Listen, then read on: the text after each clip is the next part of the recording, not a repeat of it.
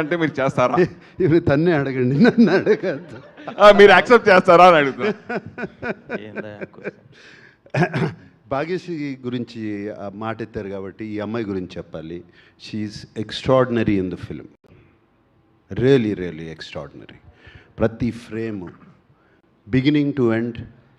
నేను మొన్న స్టేజ్ మీద కూడా చెప్పాను, ఈ అమ్మాయి కోసం యుద్ధాలు చేసేయచ్చు, అంత బాగుంది సినిమాలో, అంత బాగా చేసింది. And she was very good. And Bhagyashree from our whole team, thank you.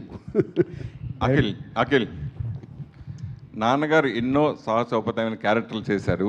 అలాగే ఈ సినిమా ఎస్పెషల్లీ నాన్నగారు ఎన్నో రిస్క్ సాహసోపేతమైన క్యారెక్టర్లు చేశారు. ఈ సినిమాలో మీ క్యారెక్టర్ కూడా దానికి దగ్గరగా ఉంది అని చాలామంది బయట అంటున్నారు.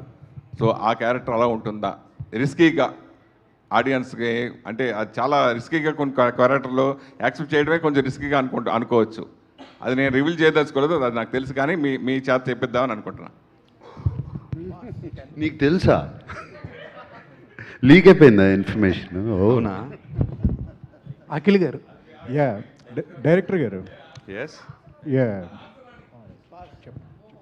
10th జూలై 2 days సార్, మనం కలిసి చూద్దాం, అదిరిపోద్ది.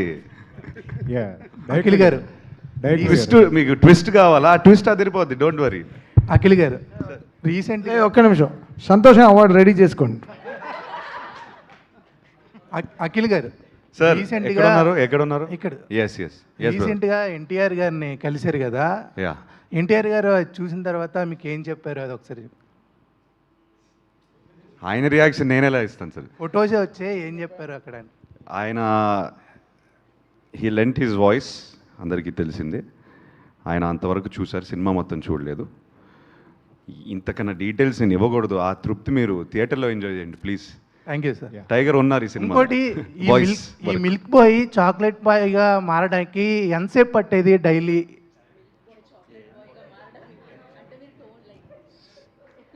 అంటే పొద్దున పాలు తాగుతారు, సాయంత్రం చాక్లెట్ తింటారు. మేకప్ అండి.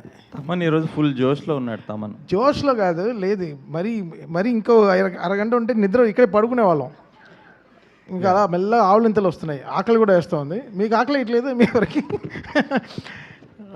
డైరెక్టర్ గారు, మేకప్ బాయ్ చాక్లెట్ బాయ్ ఏదో చెప్పండి చీఫ్. ఏదో 2 hours పట్టేది. 2 hours. Bhagyashree hi Bhagyashree. So Nag sir నుంచి కాంప్లిమెంట్ రావడం అంటే నిజంగా గ్రేట్ థింగ్. నాగ్ సార్ కోసం ఎన్నో యుద్ధాలు చేస్తారు, బట్ సార్ నుంచి ఆ వర్డ్ వచ్చినప్పుడు so how you are feeling?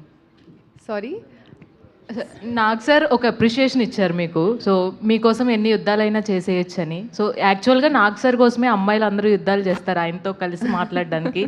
So ఆ అప్రిషియేషన్ ఎలా అనిపిస్తుంది?